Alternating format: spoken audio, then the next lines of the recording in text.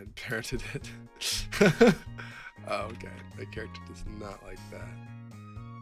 Fair enough. If she was attached, yeah, I guess we'll just. Hey, I'm Demon Dev, and I thought I would give a progress update for how Double Demons is going, how the project's going. So right here we have Poppy. She's the first kind of character that I've been trying to make in the style that I want for the game. Sort of a stylized uh, character. She has kind of this fun jacket, which the clipping gets resolved in engine, but when she sits down, she'll take off the jacket, and she's got our fun little occult club book. She's super helpful throughout the game, and will be helping you learn new spells and stuff.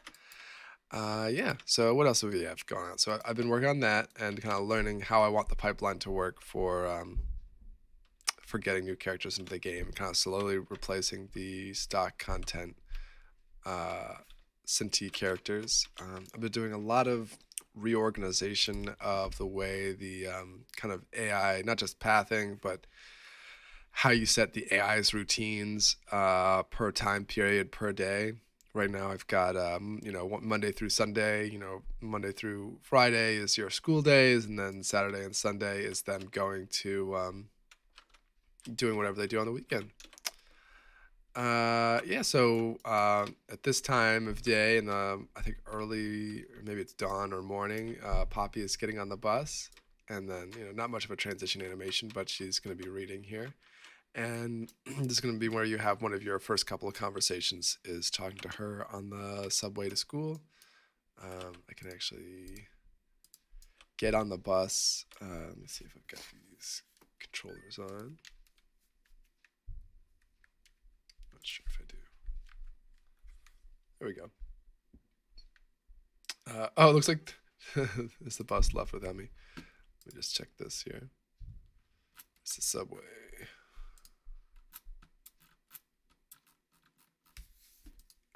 But yeah, I've been working a lot on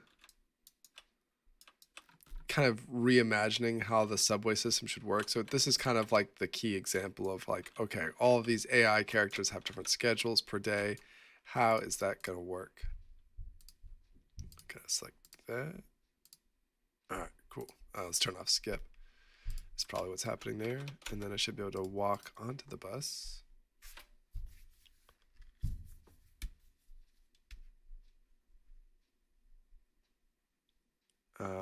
And I've been kind of bringing everything together. So for a long time, there was a difference between kind of walking, and you can see I've got this little pop up here.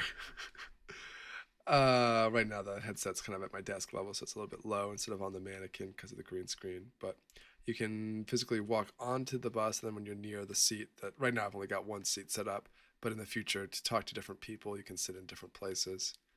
So you sit down, and then you'll have to orient to facing forward and being at the right height, and it will offset you to be right here.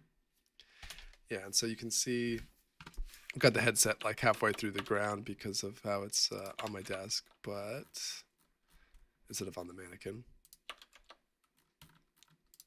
But if I kind of zoom in here, then you can see the subway's making its way along. Now, it doesn't really make sense that there's any shadows coming through here, so I got to put something to block that out, but it's kind of fun, a little glitch for now. So anyways, the player would be sitting there, and the bus would get to the mid station, which is where Poppy is. And then I've got a demo kind of subway object lined up so that I can get the path tracking working. So normally this visual will be turned off so that I can kind of line up and fake simulate. Let's see if I just turn off all of these, I guess.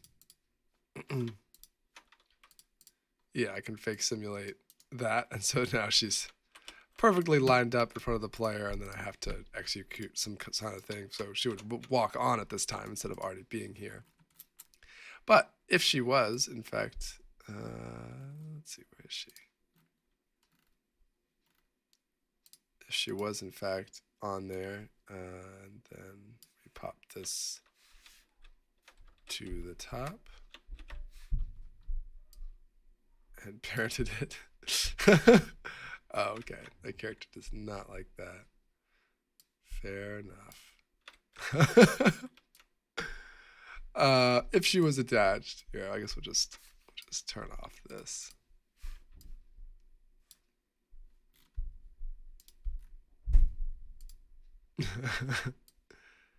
If she was attached, then we'd be able to move the subway along. Here, let's pull this out and then hit go B, I guess. And there it goes. And now is when you would be talking to her and the conversation would pop up.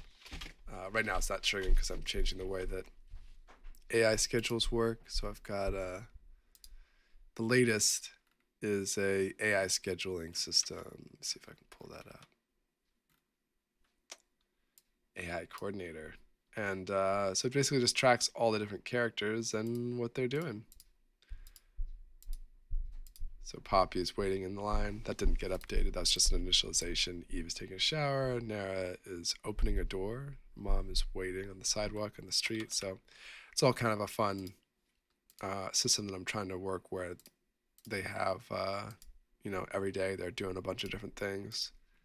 And that will show where the AIs are. So for different conversations or interactions. And then at this point, we're still taking the subway to school, but you can look around. Ideally, the height would be adjusted up, but for testing, that's fine. I can center it on Poppy. Actually, would probably be better. Almost.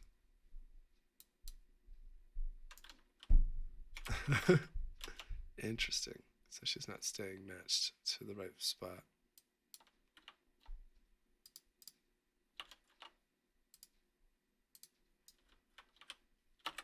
But yeah, so then when you arrive, then you do a walk and talk thing to school. So what I'm missing here is, still some of the AI organization stuff that needs to work so that the character states are getting set correctly, and then there's no more sliding on the bus.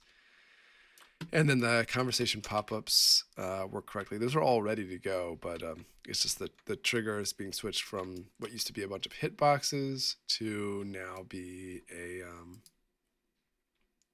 kind of an event watcher system, which will be a little bit more reliable and, more importantly, easier to test and less glitchy, I hope. But yeah, so then you will arrive at school, and there'll be the walk and talk system to automate the player's movement, so you're just focusing on the conversation mechanics, and then you'll be in class. Yeah. And the other cool thing that I have working is, so now I think I've got a lot of skip-based things turned on, but the beginning of the game in which you are essentially being transferred into this person's body through some sort of combination of magic and AI interdimensional travel. But now I've got the whole setup scene working so that you can actually. Oh, maybe I need to look up. Oh, it's like right over there. Put this hand out of the way. There we go. Yeah, so anyways, you can get started with a new game, and it will just kind of record all of your. Maybe I press trigger on this one. Oh, turn this on.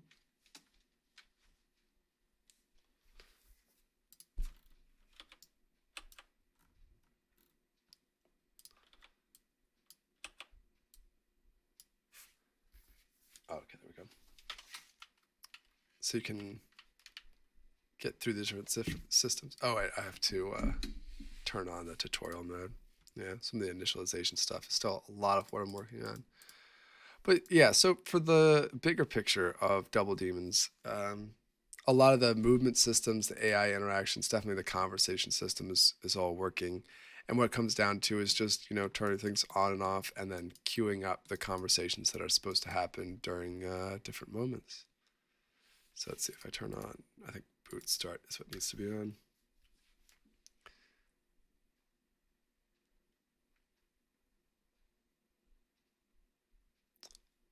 So what's next is making more characters and making sure all those kind of trigger starting places are working. I'm really excited about the AI coordinator system that will just genuinely give all the AIs actual routines that they're following every day. Now, it'll only be updating the AIs that are nearby the player, of course, but having something like that should make it so that, let me see if I can make it so it's not doing the quick.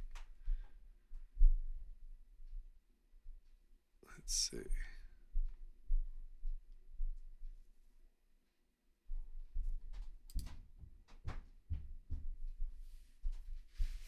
Yeah, so now we can go through standing, then for inventory, those are diagonal space, sitting, and then laying down, and then we teleport into the bedroom floor. So we're now living this person's life, whatever that means. So you can lean over and you pick up your phone, and you gotta turn off the alarm. Easier to do from within VR. I'll do another video where I'm actually playing the game. And then it's asking for a passcode, which you don't know yet, so you have to go around and search for clues, but you know, you're prompted to try it anyways. And then you can move around. So let me zoom in on the player so you can see what's going on. But yeah, so the player is hidden so that you're not clipping through your head, and it's still on the CTS hit, but you can lie down in bed or sit in the chair.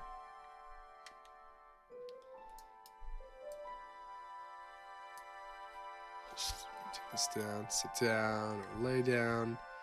You can climb out of the window and down the fire escape and leave the house that way. And it's still dawn when you get out, and you can go out places, and AIs are doing things. Still a lot of work ahead. So what is next? Yeah, like I said, making tons of characters.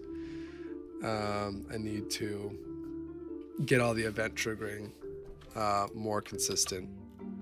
Right now, it's a lot of AIs are starting at the right place, but they're not moving or triggering the conversations correctly. So getting close. So then you can get onto the subway and sit down. And then once you sit down, there goes the train. All right, very cool. So that has been a chaotic status update for Double Demons. In a bunch of testing kind of mode things to test out the AI's walking places and conversation starting in AI routines, but should be really all coming together over the next couple of weeks, so I'm really excited about that. And really excited about the new character Poppy. I've actually done a bunch of tests, and you'll probably see in the next video, where she will actually react with different facial expressions. So there's lots of that as well.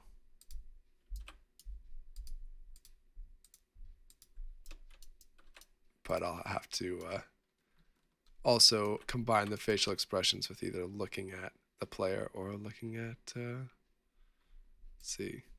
looking at her book again. Yeah. Looks like that's jumping instead of slowly lerping. I'd look at that as well. All right, but have a good one, and more updates soon. I've just been making a lot of progress on the AI characters and making Poppy, which I'm really excited about to have in the game now. Is really more what I imagine when I think about what I want the game to look like. So really excited about it.